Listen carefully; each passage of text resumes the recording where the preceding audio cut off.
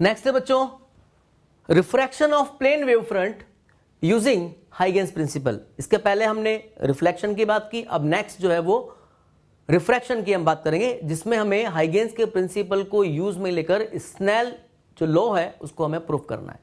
Concept हमारा वही रहेगा, हाइगेंस का जो कॉन्सेप्ट था वेव फ्रंट का, उसी कॉन्सेप्ट को हम यूज में लेंगे और हम रिफ्रैक्शन को प्रूफ करेंगे। तो आप देखिए refraction of plane wave front at surface on the basis of Huygens principle, और उसमें फर्स्ट केस हम ले रहे हैं when light travels from denser to rare medium. आप ये देखिए यहां पर एक डायग्राम, रे डायग्राम आपको दिया हुआ है। लाइट जो है वो डेंसर से रेयर मीडियम में ट्रेवल कर रही है, ठीक है।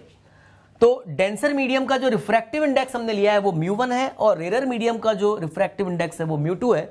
तो हम जानते हैं कि डेंसर मीडियम का रिफ्रैक्टिव इंडेक्स ज्यादा होता है, तो μ1 ग्रेटर देन μ2 है, तो इसलिए वेलोसिटी जो है वो कम हो जाएगी। तो डेंसर मीडियम में वेलोसिटी कम है और रेयर मीडियम में वेलोसिटी ज्यादा होगी, राइट। अब यहां पर एक प्लेन वेव फ्रंट आपको, एक इंसिडेंट प्लेन वेव फ्रंट आपको गिवन है AB। ये यहां पे ये इंटरफेस है बच्चों, XY जो है वो इंटरफेस है जो कि दो मीडियम को डिवाइड कर रहा है, राइट। प्लेन वेव फ्रंट जो है वो AB है, इसका मतलब जहां से भी ये रेज आ रही होंगी इस प्लेन के ऊपर वो एक साथ पहुंच रही होंगी, तभी हमने उसको वेव फ्रंट बोला है, प्लेन वेव फ्रंट बोला है। आप देखिए एंगल ऑफ इंसिडेंस जो है वो I के बराबर हो गया। जब ये एंगल ऑफ इंसिडेंस I है तो ये वाला एंगल कितना हो जाएगा बच्चों, यहां से यहां तक का एंगल कितना हो जाएगा 90 माइनस I के बराबर, क्योंकि रे और वेव फ्रंट एक दूसरे के परपेंडिकुलर होते हैं, तो ये 90 माइनस I, ठीक है। जब ये 90 माइनस I है तो यहां से यहां तक आप देखिए ये पूरा 90 है और ये 90 माइनस I, तो रिमेनिंग क्या बचेगा बच्चों I के बराबर, राइट। अब आप देखिए यहां से जो रे है t इक्वल टू 0 पे हमने मान लिया है कि रे जहां से भी आ रही है वो एक साथ इस प्लेन के ऊपर गिर रही है, और इस टाइम को हमने मान लिया at t is equal to 0। तो t इज इक्वल टू 0 पर ये वाली रे यहां पहुंची और ये वाली रे यहां पहुंची। अब मुझे इसके बाद t टाइम में नेक्स्ट वेव फ्रंट बनाना है, तो हम ये मान के चलते हैं कि इस रे को यहां से यहां तक पहुंचने में जो टाइम लगा वो स्मॉल t लगा। तो ये जो रे है B से B डैश जो है वो t टाइम में पहुंच रही है, मतलब इंटरफेस पर पहुंच रही है। तो ये तो डेंसर मीडियम में t टाइम तक चली, राइट। और ये आप देखिए t इज इक्वल टू 0 के बाद t टाइम में पूरा का पूरा t टाइम में कहां चलेगी बच्चों, रेयर मीडियम में। जब रेयर मीडियम में चलेगी t टाइम में और ये t टाइम में डेंसर मीडियम में चल रही है, तो इसका जो पाथ ट्रेवल होगा वो इससे कम होगा। तो BB डैश की जो वैल्यू होगी बच्चों, आप देखिए डेंसर मीडियम में वेलोसिटी V1 है, रेयर मीडियम में वेलोसिटी V2 है, तो BB डैश की जो वैल्यू होगी वो कितनी होगी, BB dash is equal to V1t मैं कह सकता हूं, और AA डैश जो होगा, ये जो डिस्टेंस ट्रेवल करेगी वो V2t के बराबर करेगी, राइट। अब हमें क्या करना है, प्लेन वेव फ्रंट आपको गिवन है और इसको मैं प्राइमरी वेव फ्रंट बोलूंगा। अब after refraction new wave front, जिसको हम बोलेंगे सेकेंडरी वेव फ्रंट, वो हमें बनाना है, राइट। तो अब यहां देखिए उसके लिए क्या करेंगे, ये वाली रे t टाइम में यहां पहुंच रही है, तो ये वाली रे और ये वाली रे t टाइम में किस प्लेन पर एक साथ पहुंचेगी वो प्लेन हमें ढूंढना है। तो हमने ये देखा कि इसने जो डिस्टेंस ट्रेवल किया वो तो V1t के बराबर, तो इसने उतने ही टाइम में कितना डिस्टेंस ट्रेवल किया, V2t के बराबर। इसका मतलब मैं क्या करूंगा बच्चों, इसको तो लूंगा सेंटर और V2t के बराबर डिस्टेंस, V2t डिस्टेंस के बराबर रेडियस लेकर मैं एक स्फेरिकल आर्क लगा दूंगा ये, ठीक है। अब स्फेरिकल आर्क मैंने लगा दिया है, तो आप देखिए यहां से यहां तक की डिस्टेंस भी V2t है, यहां से यहां तक की डिस्टेंस भी V2t है, लेकिन एग्जैक्टली ये रे पहुंचेगी कहां पे वो मुझे लोकेशन पता करनी है। तो मैंने क्या किया है, ये तो मुझे मालूम है कि ये वाली रे t टाइम में यहां पहुंच रही है, तो एक रे की लोकेशन तो मुझे मिल गई। दूसरी रे कहां पहुंचेगी वो मुझे पता करना है, तो मैंने क्या किया है, B डैश से एक टेंजेंशियल प्लेन बना दिया जो कि इस आर्क को कहां पर टच कर रहा है, A डैश पर टच कर रहा है। अब जब ये A डैश पर टच कर रहा है और यहां से पास होती हुई एक रे मैंने बना दिया A डैश से पास होती हुई, तो आप देखिए ये वाली रे t टाइम में B डैश पर पहुंच रही है, तो ये वाली रे t टाइम में A डैश पर पहुंचेगी, मतलब इस प्लेन के ऊपर ही पहुंचेगी। मतलब इस A डैश B डैश जो प्लेन है उसके ऊपर दोनों रेज यहां से निकलकर t इज इक्वल टू 0 पर यहां से निकलकर t टाइम में इस प्लेन पर पहुंच रही है। इसका मतलब इस प्लेन के ऊपर t टाइम में दोनों रे एक साथ पहुंच रही है, मतलब एक साथ एनर्जी मिलेगी पार्टिकल्स को, मतलब एक साथ वाइब्रेट करना स्टार्ट करेंगे, मतलब सेम फेज में होंगे और सेम फेज में वाइब्रेट कर रहे हैं। इसीलिए मैं अब इस प्लेन को क्या बोल दूंगा, वेव फ्रंट बोल दूंगा। लेकिन ये आफ्टर रिफ्रैक्शन है, इसलिए मैंने इसको क्या बोल दिया, रिफ्रैक्टेड वेव फ्रंट। और कैसा मिला हमें वेव फ्रंट, प्लेन मिला, तो इसको मैं बोलूंगा रिफ्रैक्टेड प्लेन वेव फ्रंट। तो एक तरह से बच्चों ये तो प्राइमरी वेव फ्रंट हो गया और ये सेकेंडरी वेव फ्रंट हो गया, राइट। अब यहां आप देखिए ये जो एंगल है वो स्मॉल आर है, एंगल ऑफ रिफ्रैक्शन, राइट। तो ये वाला एंगल कितना हो जाएगा बच्चों, ये देखिए इन दोनों के बीच में एंगल 90 होगा, तो ये वाला एंगल होगा 90 माइनस आर। तो ये वाला एंगल कितना बचा, स्मॉल आर के बराबर, राइट। जब ये वाला एंगल स्मॉल आर है तो ये वाला भी एंगल भी स्मॉल आर ही होगा, क्योंकि दोनों रेज क्या है, पैरेलल है। तो एंगल ऑफ रिफ्रैक्शन भी दोनों रेज के लिए क्या होगा, सेम ही होगा, राइट। अब मुझे प्रूफ करना है, स्नेल लॉ को मुझे प्रूफ करना है, ठीक है बच्चों। तो ये तो हमने वेव फ्रंट बनाया है, अब मुझे इस वेव फ्रंट के कॉन्सेप्ट को यूज में लेकर हमें स्नेल लॉ को प्रूफ करना है। तो आप देखिए, consider a plane wave front A B incident on an interface X Y at T is equal to 0। Let wavelet reach from B to B dash, wavelet जो है बी से B dash तक जो पहुंच रही है in time T with velocity v1, then B B dash is equal to क्या हो जाएगा बच्चों, v1 t के बराबर। If velocity of light in rare medium be v2, अगर रेयर मीडियम में वेलोसिटी जो है v2 है, then distance travelled by wavelet in rare medium in time t is given by A dash is equal to क्या हो जाएगा, v2t के बराबर। अब एक इंपॉर्टेंट चीज और है बच्चों, यहां पर आप देखिए ये जो साइज जो है इसका जो लेंथ है ये छोटा होना चाहिए और ये वाला लेंथ जो है वो बड़ा होना चाहिए, क्योंकि v2 ज्यादा है तो v2t की वैल्यू भी v1t से ज्यादा होगी, ठीक है। नेक्स्ट आप देखिए, अब मुझे वेव फ्रंट बनाना है तो उसके लिए मैंने taking A as centre draw a spherical arc of radius A dash is equal to v2t। हमने v2t के बराबर रेडियस का आर्क लेकर हम एक स्फेरिकल आर्क हमने बना दिया है। Draw a tangential plane A dash B dash touching spherical arc at A dash, यहां पे टच कर रहा है, तो plane A dash B dash acts as a refracted wave front. तो ए डैश बी डैश जो प्लेन होगा बच्चों वो कैसा होगा, रिफ्रैक्टेड वेव फ्रंट होगा। और फिर मैं इसको सेकेंडरी वेव फ्रंट भी बोल सकता हूं, क्योंकि प्राइमरी वेव फ्रंट क्या है, ए बी के बराबर, राइट। अब यहां देखिए आप, अब हम इस ट्राइंगल से यहां पे प्रूफ कर सकते हैं, in triangle A B B dash, तो triangle A B B dash में आप देखिए sine I is equal to क्या हो जाएगा, परपेंडिकुलर अपॉन हाइपोटेनियस।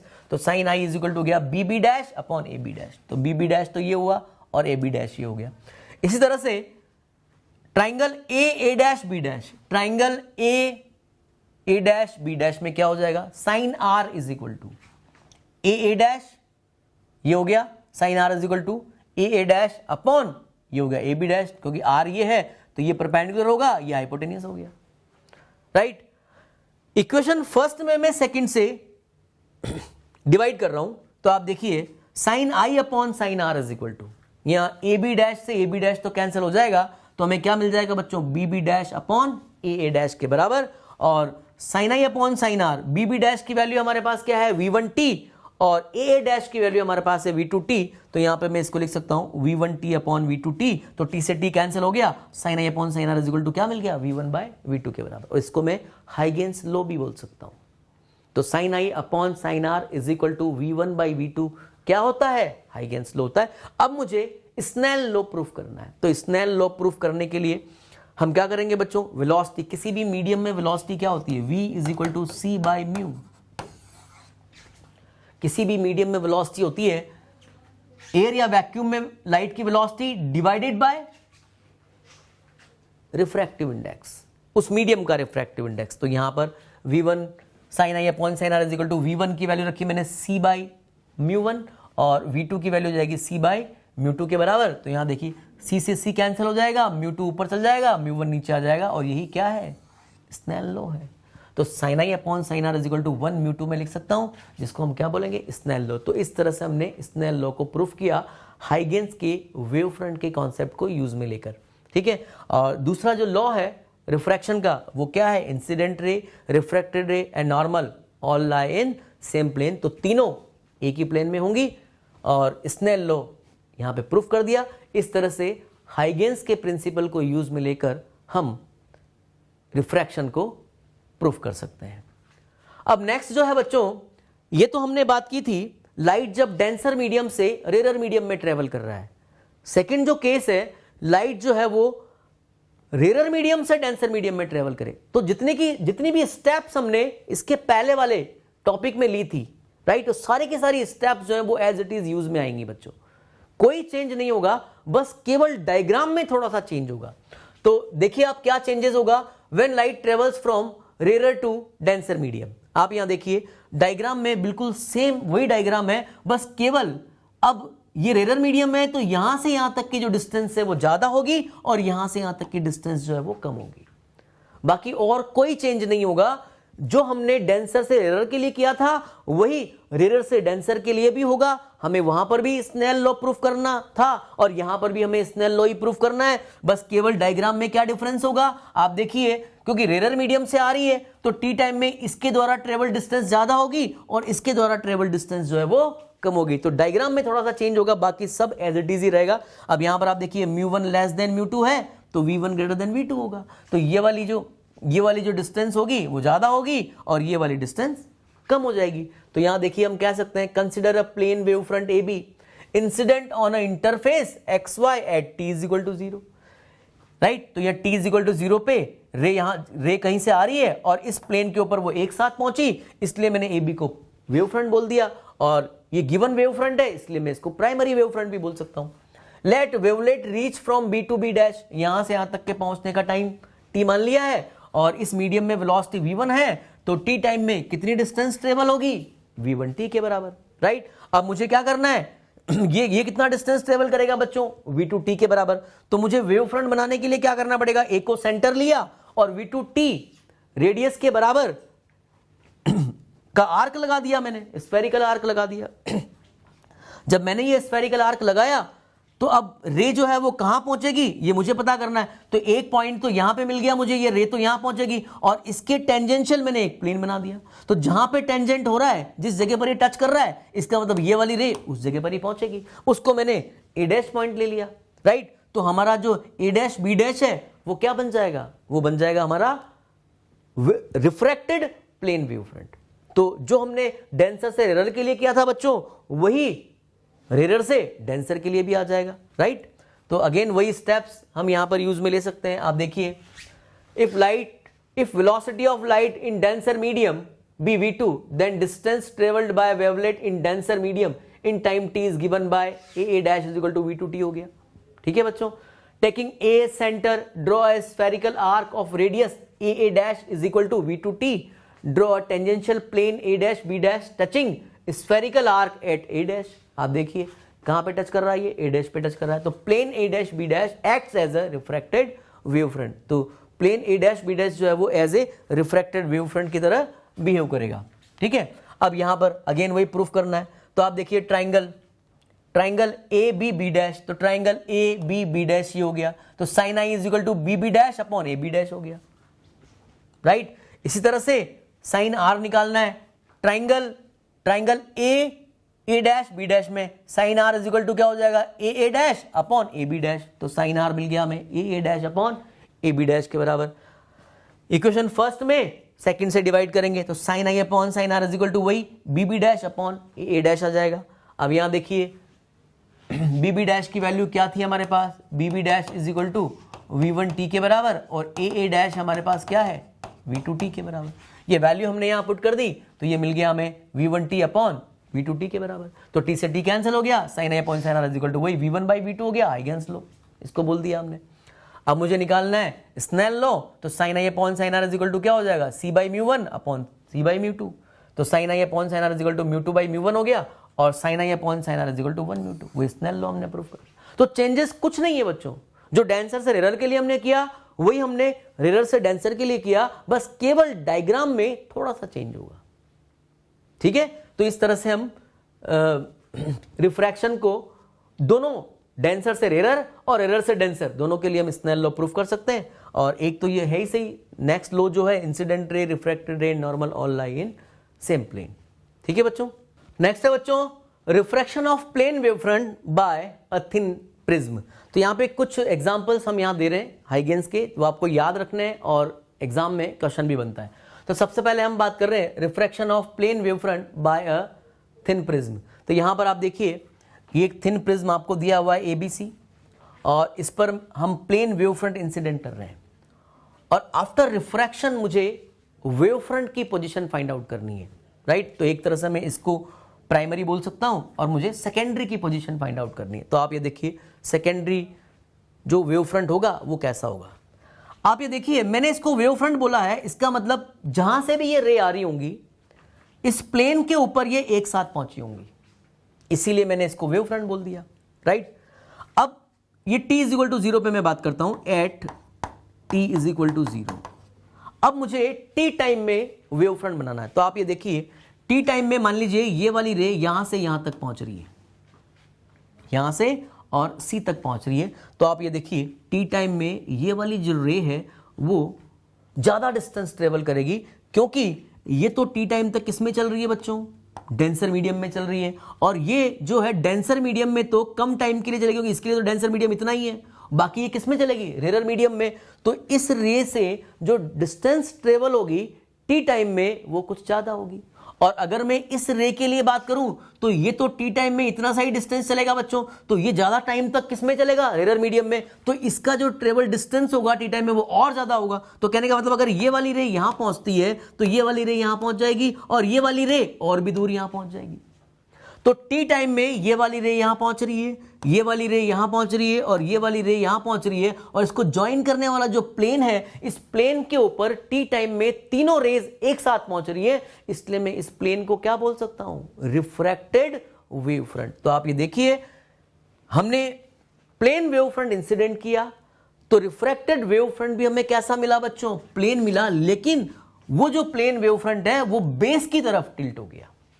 तो ध्यान रखना है, अगर एक थिन प्रिज्म है और थिन प्रिज्म के ऊपर मैं एक प्लेन वेव फ्रंट इंसिडेंट करता हूं तो आफ्टर रिफ्रैक्शन जो मुझे वेव फ्रंट मिलेगा वो भी प्लेन ही मिलेगा, लेकिन वो बेस की तरफ टिल्ट हो जाएगा। तो आप ये देखिए when plane wave front incident on thin prism then refracted wave front is also a plane but tilted towards the base of the prism. तो ये ध्यान रखना है बच्चों, ये एग्जाम में पूछा जाता है। नेक्स्ट आप देखिए refraction of plane wave front by a convex lens. आपने एक प्लेन वेव फ्रंट को इंसिडेंट किया कॉन्वेक्स लेंस पर, तो आफ्टर रिफ्रैक्शन आपको वेव फ्रंट कैसा मिलेगा वो हम देखते हैं। यहां पर आप ये देखिए ये लेंस है, राइट, कॉन्वेक्स लेंस आपको दिया हुआ है, एक plane wave front ACB incident किया है, ठीक है। अब ये देखिए ये जो लेंस होता है मिड के ऊपर और नीचे सिमेट्रिक होता है बच्चों। तो एक रे ये t इज इक्वल टू 0 पे मैं यहां पर बात कर रहा हूं, तो t टाइम में मान लीजिए a से निकलने वाली जो रे है वो लेंस में से होती हुई यहां पहुंच गई, राइट।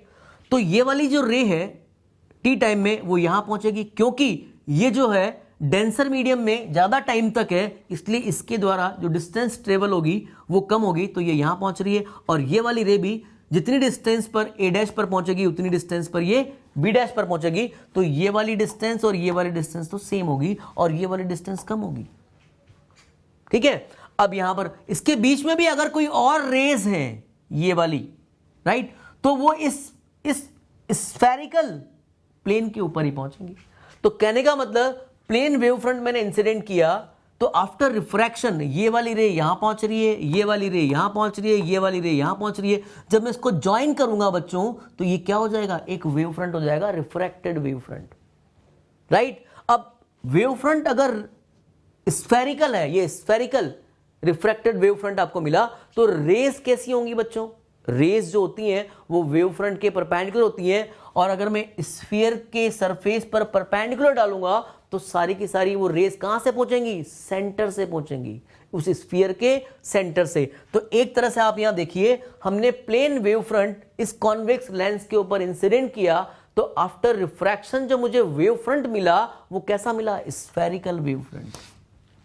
जब ये स्फेरिकल वेव फ्रंट हमें मिला है तो आप देखिए हम जानते हैं कि कॉन्वेक्स लेंस के ऊपर अगर पैरेलल रेज इंसिडेंट हो रही हो तो आफ्टर रिफ्रैक्शन वो कहां पर मिलती है, फोकस पर। तो आप ये देखिए सारी की सारी रेज इस पॉइंट पर मिलेंगी, तो ये जो स्फेरिकल वेव फ्रंट है इसका जो सेंटर है बच्चों वो क्या हो जाएगा, इस लेंस का फोकस भी हो जाएगा।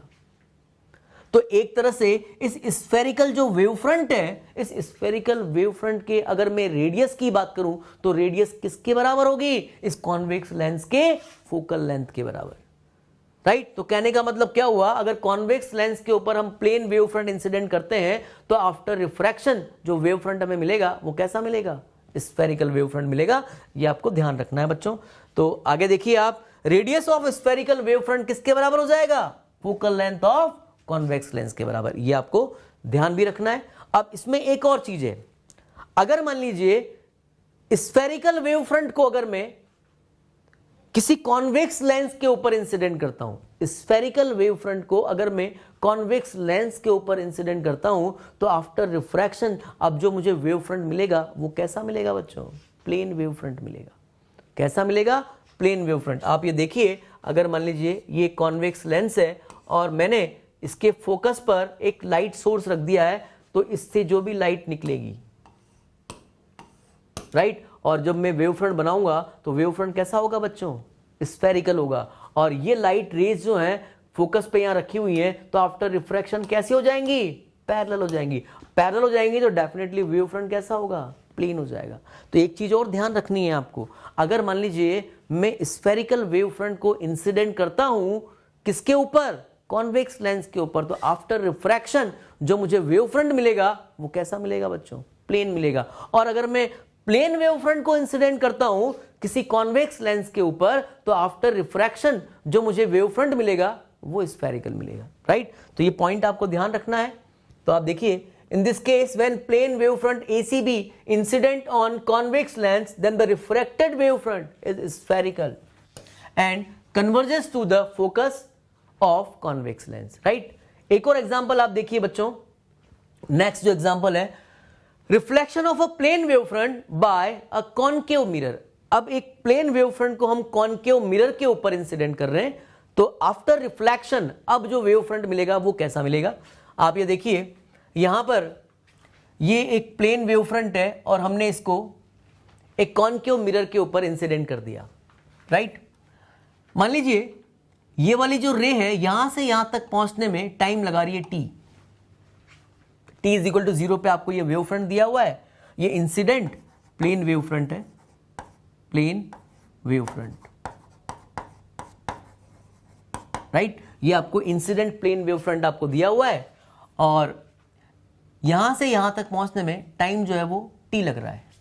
तो आप ये देखिए, ये वाली रे टी टाइम में रिफ्लेक्ट होके कहीं आगे पहुंच जाएगी बच्चों, क्योंकि आप देखिए ये वाली इस रे को तो यहां तक ही पहुंचना है और इस रे को आगे तक पहुंचना है, तो टी टाइम में ये तो रिफ्लेक्ट होके कहीं आगे आ चुकी होगी। और उसी तरह से ये वाली रे जो है ये भी टी टाइम में रिफ्लेक्ट होके कहीं आगे आ चुकी होगी। तो टी टाइम में, राइट, ये वाली रे जो है अगर यहां पहुंचती है तो ये वाली टी टाइम में रिफ्लेक्ट होकर कहीं यहां पहुंच जाएगी, आगे पहुंच जाएगी, और ये वाली रे भी टी टाइम में रिफ्लेक्ट होकर कहीं यहां पहुंच जाएगी। तो आप ये देखिए, टी इज इक्वल टू 0 पर रे जो है वो ए पर है, सी पर है और बी पर है, और टी टाइम में रे जो है रिफ्लेक्ट होकर ए जो है वो रिफ्लेक्ट होकर ए से ए डैश तक पहुंच गई, ये जो है वो सी तक पहुंची, ये सी डैश पॉइंट है, और ये वाली जो रे है वो कहां पहुंच गई बच्चों, रिफ्लेक्ट होकर बी डैश तक। तो ये सारी की सारी रेज जो हैं वो टी टाइम में इस स्फेरिकल सरफेस के ऊपर पहुंच रही है। इसका मतलब इस स्फेरिकल सरफेस को मैं क्या बोलूंगा, वेव फ्रंट बोलूंगा। और क्योंकि ये रिफ्लेक्शन के बाद बन रहा है तो इसलिए हम क्या बोल देंगे, रिफ्लेक्टेड स्फेरिकल वेव फ्रंट। तो ध्यान रखना है बच्चों, अगर प्लेन वेव फ्रंट हम इंसिडेंट करते हैं किसी मिरर के ऊपर, तो आफ्टर रिफ्लेक्शन जो मुझे वेव फ्रंट मिलेगा वो वेव फ्रंट कैसा मिलेगा बच्चों, मुझे स्फेरिकल मिलेगा, राइट। तो स्फेरिकल वेव फ्रंट है और इस वेव फ्रंट का जो स्फेरिकल वेव फ्रंट का जो सेंटर होगा वो सेंटर क्या हो जाएगा, कॉनकेव मिरर का फोकस हो जाएगा। ठीक है बच्चों, तो आपको ध्यान रखना है ये कि अगर मान लीजिए प्लेन वेव फ्रंट को हम किसी कॉनकेव मिरर के ऊपर इंसिडेंट करते हैं तो आफ्टर रिफ्लेक्शन जो मुझे वेव फ्रंट मिलेगा वो कैसा मिलेगा, स्फेरिकल मिलेगा। अब राइट, अब इस स्फेरिकल मिरर में आप देखिए radius of spherical wave front, ठीक है, radius of spherical wave front जो होगा वो किसके बराबर होगा बच्चों? Focal length of concave mirror, क्योंकि फोकस पे जाके मिल रही है।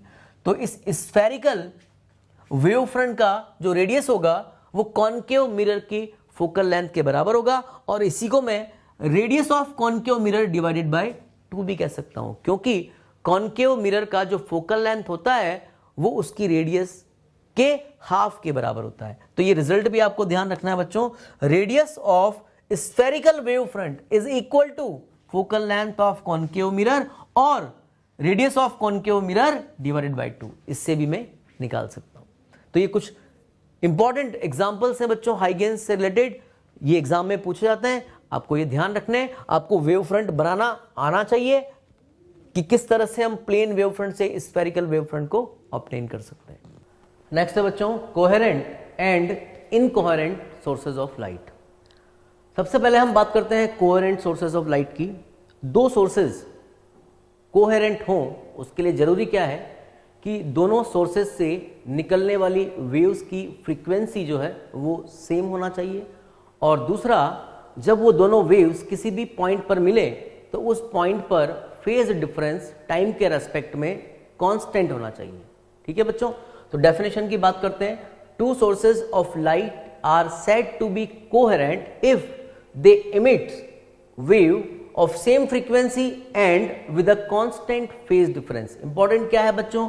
फ्रीक्वेंसी सेम होना चाहिए दोनों वेव्स की, और फेज डिफरेंस जो है वो कांस्टेंट होना चाहिए टाइम के रेस्पेक्ट में। जैसे मान लीजिए ये एक सोर्स आपको दिया हुआ है S1 और दूसरा सोर्स ये है S2। S1 से कोई लाइट वेव्स निकल रही है और S2 से भी लाइट वेव्स निकल रही है, तो यहां से निकलने वाली लाइट वेव्स मान लीजिए ये इस तरह से है, और यहां से निकलने वाली लाइट वेव्स इस पॉइंट पर कहीं मिल रही है। इस पॉइंट को हमने बोल दिया P। अब अगर मान लीजिए P पॉइंट पे इन दोनों सोर्सेज से निकलने वाली लाइट वेव्स के बीच में फेज डिफरेंस टाइम के रेस्पेक्ट में अगर कांस्टेंट है, जैसे मान लीजिए मैं बोलूं कि P पॉइंट पे फेज डिफरेंस पाई है, तो बच्चों टाइम के रेस्पेक्ट में P पॉइंट पे फेज डिफरेंस पाई ही होना चाहिए, चेंज नहीं होना चाहिए। हाँ, डिफरेंट पॉइंट्स पे फेज डिफरेंस डिफरेंट हो सकता है, लेकिन एक पॉइंट पे मैं टाइम के रेस्पेक्ट में बात करूं तो फेज डिफरेंस हमेशा कांस्टेंट रहेगा।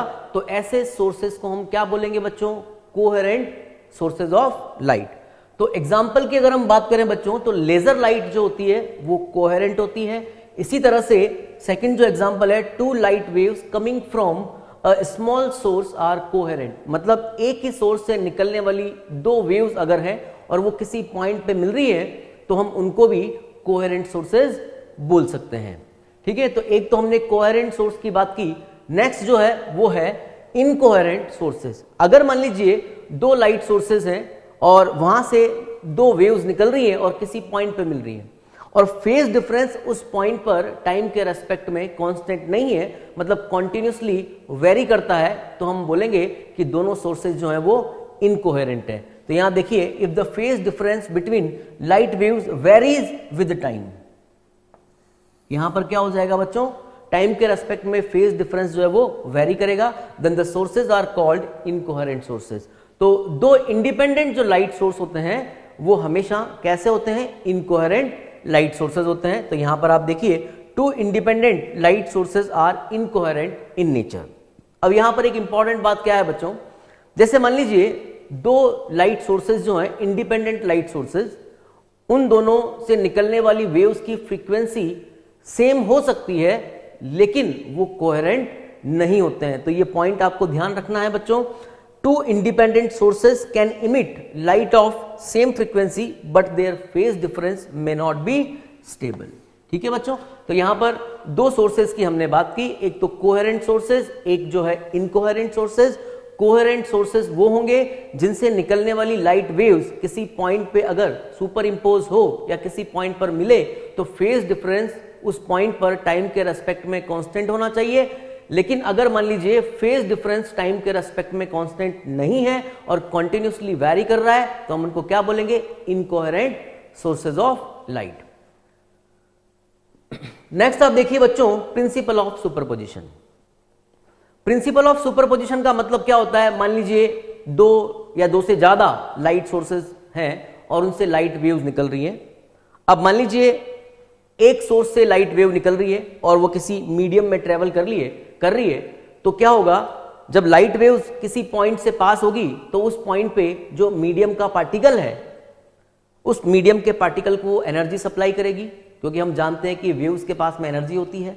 जब एनर्जी सप्लाई होगी तो वो जो पार्टिकल है वो वाइब्रेट करना स्टार्ट करेगा, राइट। अब मान लीजिए किसी वेव ने उस पार्टिकल को डिस्प्लेसमेंट किया और y1 डिस्प्लेसमेंट उसने दिया। अब अगर मान लीजिए दूसरी वेव्स, किसी दूसरे सोर्स से निकलने वाली वेव्स अगर वहां से पास हो तो उस वेव ने उस पार्टिकल को y2 डिस्प्लेस किया, तो अब क्या होगा बच्चों, अगर मान लीजिए किसी टाइम पर दोनों वेव्स उस पार्टिकल से एक साथ पास हों तो अब उसका रिजल्टेंट डिस्प्लेसमेंट क्या होगा, वो हम प्रिंसिपल ऑफ सुपरपोजिशन से फाइंड आउट कर सकते हैं। तो प्रिंसिपल ऑफ सुपरपोजिशन आप देखिए, व्हेन टू और more than two waves reach at a point in a medium simultaneously, then the resultant displacement of particle produced by a number of waves is the vector sum of the displacement produced by each of the waves। क्या मतलब हुआ बच्चों, एक source है उससे light wave निकल रही है, राइट। मीडियम के किसी पॉइंट पर मैं बात करूं और वहां पर कोई पार्टिकल है, उस लाइट वेव ने मीडियम के उस पार्टिकल को y1 डिस्प्लेस किया। अब अगर मान लीजिए कोई दूसरी लाइट वेव उसी पॉइंट से पास हो रही है, अब उस लाइट वेव ने मीडियम के उस पार्टिकल को y2 डिस्प्लेस किया। अब अगर मान लीजिए दोनों वेव्स एक साथ उस पॉइंट से पास हों तो उस पॉइंट पे जो पार्टिकल है मीडियम का, उसका रिजल्टेंट डिस्प्लेसमेंट क्या होगा, उसको हम प्रिंसिपल ऑफ सुपरपोजिशन से फाइंड आउट कर सकते हैं। तो अगर मान लीजिए एक वेव ने y1 डिस्प्लेस किया, दूसरी वेव ने y2 डिस्प्लेस किया, मान लीजिए तीसरी वेव भी एक साथ वहां से निकल रही है तो उसने y3 डिस्प्लेस किया, तो उस पार्टिकल का रिजल्टेंट डिस्प्लेसमेंट जो होगा बच्चों वो हो जाएगा y vector is equal to y1 vector plus y2 vector plus and so on yn vector के बराबर। तो इसको हम बोलते हैं प्रिंसिपल ऑफ सुपरपोजिशन। नेक्स्ट है बच्चों इंटरफेरेंस। इंटरफेरेंस क्या है बच्चों, इंटरफेरेंस प्रिंसिपल ऑफ सुपरपोजिशन का ही रिजल्टेंट है। लेकिन इंटरफेरेंस के पैटर्न को देखने के लिए जरूरी क्या है बच्चों, दो लाइट वेव्स जो सुपर इंपोज हो रही है वो दोनों लाइट वेव्स जो हैं वो कोहेरेंट होना चाहिए। दैट मीन्स फेज डिफरेंस जो है किसी पॉइंट पे टाइम के रेस्पेक्ट में कांस्टेंट होना चाहिए। तो अगर मैं इंटरफेरेंस की डेफिनेशन की बात करूं तो डेफिनेशन क्या हो जाएगी बच्चों, डेफिनेशन याद भी रखनी है आपको एग्जाम पॉइंट ऑफ व्यू से, क्योंकि एग्जाम में इंटरफेरेंस की डेफिनेशन पूछी जाती है। The phenomena of redistribution of light, ठीक है, the phenomena of redistribution of light energy due to the superposition of light waves, due to the superposition of light waves from two coherent sources, that is the important point बच्चों, two coherent sources is known as interference of light. Interference जो है वो दो तरह का होता है बच्चों, एक होता है कंस्ट्रक्टिव इंटरफेरेंस, एक होता है डिस्ट्रक्टिव इंटरफेरेंस, राइट। तो यहां देखिए interference are of two types, एक है कंस्ट्रक्टिव, दूसरा है डिस्ट्रक्टिव।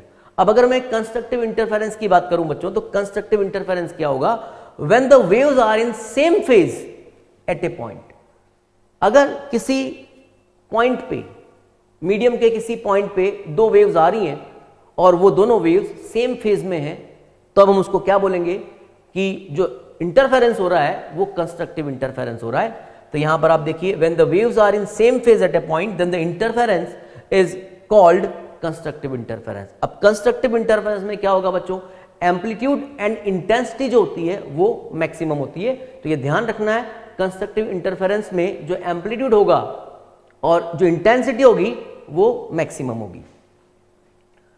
नेक्स्ट देखिए आप, अगर मैं इंटेंसिटी ऑफ लाइट की बात करता हूं तो किसी भी लाइट की इंटेंसिटी को इस फॉर्मूले से दिया जाता है, I is equal to 2 pi square V rho nu square A square. यहां देखिए आप, V जो है वो वेलोसिटी है, वेलोसिटी, राइट। रो जो है वो डेंसिटी है मीडियम की, मीडियम की डेंसिटी है, और न्यू जो है वो फ्रीक्वेंसी है,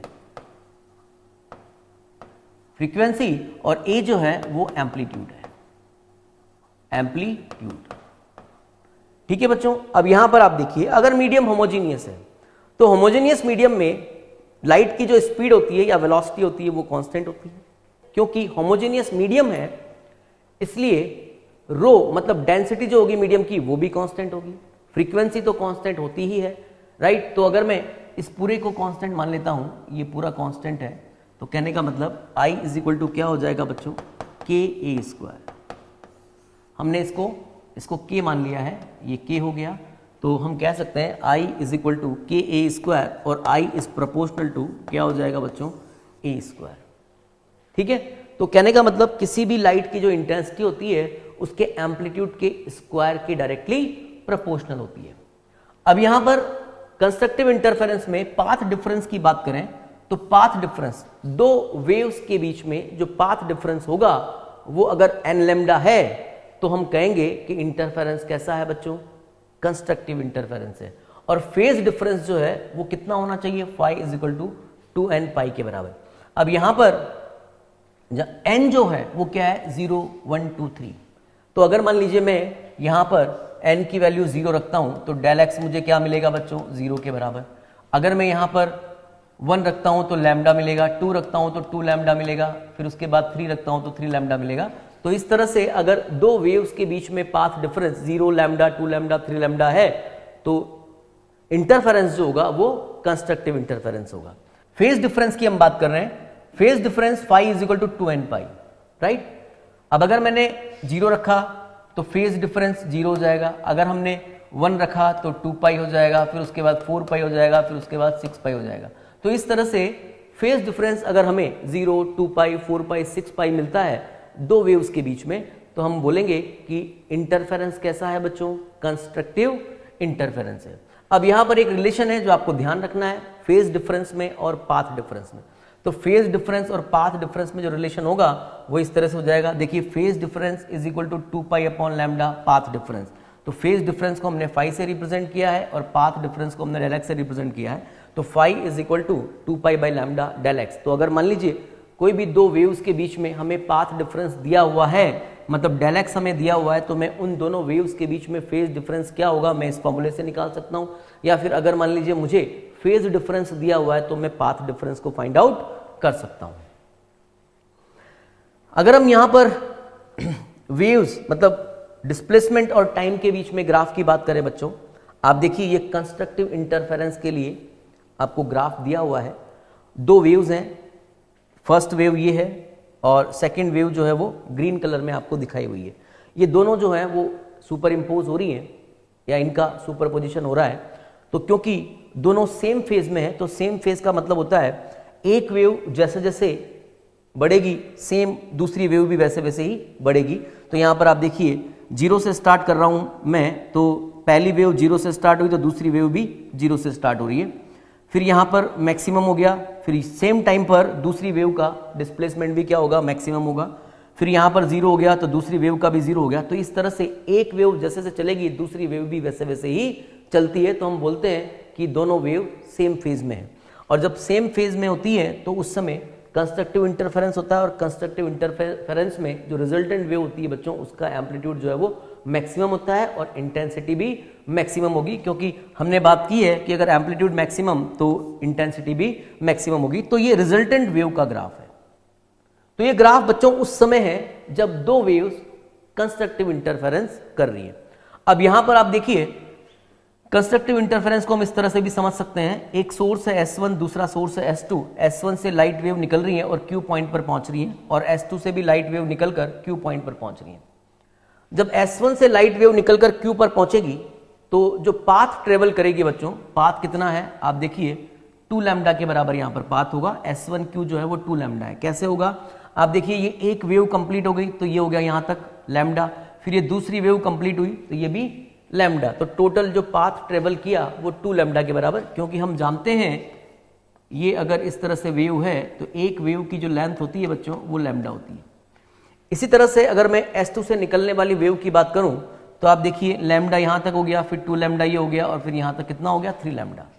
तो S1 से निकलने वाली वेव और S2 से निकलने वाली वेव के बीच में Q पॉइंट पे जो पाथ डिफरेंस है आप देखिए वो कितना है, S2Q माइनस S1Q, जो कि लैम्डा के बराबर है। और लैम्डा पाथ डिफरेंस का मतलब यहां से देखिए लैम्डा पाथ डिफरेंस का मतलब क्या होता है बच्चों, कंस्ट्रक्टिव इंटरफेरेंस, और कंस्ट्रक्टिव इंटरफेरेंस अगर हो रहा है तो Q पॉइंट पे हमें जो इंटेंसिटी मिलेगी वो मैक्सिमम मिलेगी दोनों वेव्स के इंटरफेरेंस होने से, और एम्पलीट्यूड भी हमें मैक्सिमम मिलेगा। नेक्स्ट आप देखिए बच्चों डेस्ट्रक्टिव इंटरफेरेंस। डेस्ट्रक्टिव इंटरफेरेंस में क्या है, किसी भी पॉइंट पे अगर दो वेव्स सुपर इंपोज हो रही हैं तो अगर उनका फेज डिफरेंस पाई है, 3 पाई है, 5 पाई है, राइट, तो हम उसको बोलते हैं कि दोनों वेव्स डेस्ट्रक्टिव इंटरफेरेंस करेंगे। यहां पर when the waves are in opposite phase. Opposite phase का मतलब क्या होता है बच्चों, ऑपोजिट फेज का मतलब ये होता है कि दोनों वेव्स के बीच में फेज डिफरेंस जो है वो पाई है, 3 पाई है, 5 पाई है, 7 पाई है। अगर फेज डिफरेंस पाई, 3 पाई, 5 पाई, 7 पाई हो तो उस केस में हम उनको बोलेंगे कि दोनों वेव्स जो हैं वो ऑपोजिट फेज में हैं, और ऑपोजिट फेज में अगर हैं तो डेस्ट्रक्टिव इंटरफेरेंस होगा। जबकि कंस्ट्रक्टिव इंटरफेरेंस में हमने क्या बात की थी, अगर दो वेव्स सेम फेज में हो, सेम फेज का मतलब ये भी होता है बच्चों कि दोनों वेव्स के बीच में फेज डिफरेंस जो है वो 0, 2 पाई, 4 पाई, 6 पाई हो, राइट। और ऑपोजिट फेज का मतलब होता है कि दोनों वेव्स के बीच में फेज डिफरेंस जो है वो पाई, 3 पाई, 5 पाई, 7 पाई हो। तो यहां पर आप देखिए destructive interference when the waves are in opposite phase at a point when the interference is called destructive interference, right. तो डेस्ट्रक्टिव इंटरफेरेंस में क्या होगा बच्चों, एम्पलीट्यूड एंड इंटेंसिटी जो है वो मिनिमम होगी, ये आपको ध्यान रखना है। डेस्ट्रक्टिव इंटरफेरेंस में एम्पलीट्यूड और इंटेंसिटी जो है वो मिनिमम होती है।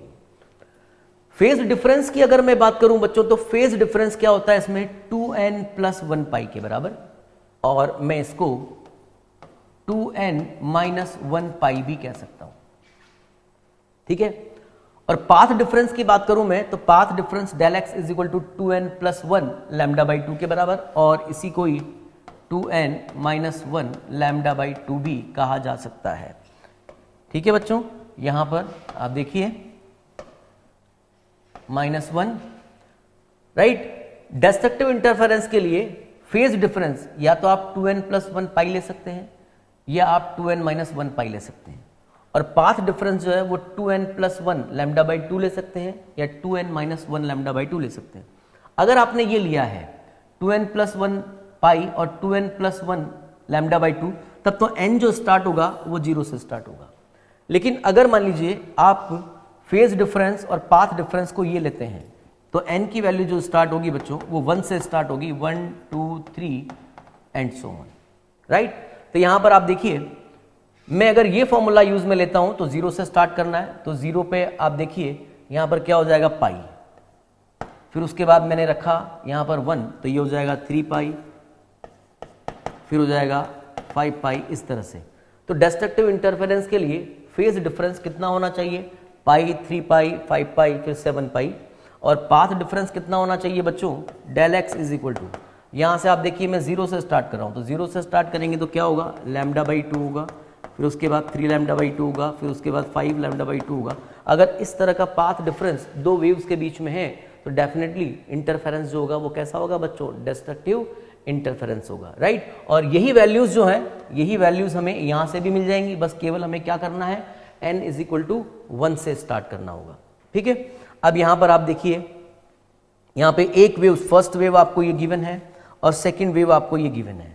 अब फर्स्ट वेव देखिए ऊपर की तरफ डिस्प्लेस हो रही है, तो सेकंड वेव जो है वो नीचे की तरफ डिस्प्लेस हो रही है। इसका मतलब दोनों वेव्स जो है वो ऑपोजिट फेज में है। एक का एम्पलीट्यूड अगर ऊपर की तरफ है तो दूसरे का एम्पलीट्यूड जस्ट उसके अपोजिट नीचे की तरफ है। तो अगर मान लीजिए दोनों वेव्स के एम्पलीट्यूड अगर मैं सेम मान लूं तो रिजल्टेंट वेव का जो डिस्प्लेसमेंट होगा बच्चों वो कितना हो जाएगा, 0 के बराबर। तो रिजल्टेंट वेव जो आपको मिलेगी वो बिल्कुल स्ट्रेट लाइन मिलेगी। तो यहां पर आप देखिए फर्स्ट वेव दी हुई है, ये सेकंड वेव दी हुई है, और दोनों वेव्स जो है वो किसी पॉइंट पे सुपर पोजिशन हो रहा है, तो रिजल्टेंट वेव जो आपको मिलेगा वो बिल्कुल स्ट्रेट लाइन मिलेगा। अब यहां पर अगर हम बात करें S1 और ये S2 दो सोर्स आपको दिए हुए हैं, यहां पर एक R पॉइंट आपको दिया हुआ है, ठीक है। अब S1 से R पॉइंट पर जो वेव्स पहुंच रही हैं आप देखिए उसके बीच में जो पाथ है वो कितना है, 2.5 लैम्डा के बराबर, और S2 से जो R पॉइंट पे वेव पहुंच रही है तो उसका जो पाथ है वो 3 लैम्डा के बराबर है। तो आप देखिए दोनों का पाथ डिफरेंस अगर मैं निकालूं तो पाथ डिफरेंस हो जाएगा S2R माइनस S1R, जो कि कितना हो जाएगा बच्चों, λ/2 के बराबर। और λ/2 पाथ डिफरेंस का मतलब होता है डिस्ट्रक्टिव इंटरफेरेंस। तो इसका मतलब R पॉइंट पे आपको जो इंटेंसिटी मिलेगी वो मिनिमम मिलेगी और जो एम्पलीट्यूड मिलेगा वो भी मिनिमम मिलेगा। तो इस तरह से हमने कंस्ट्रक्टिव इंटरफेरेंस और डिस्ट्रक्टिव इंटरफेरेंस की बात की।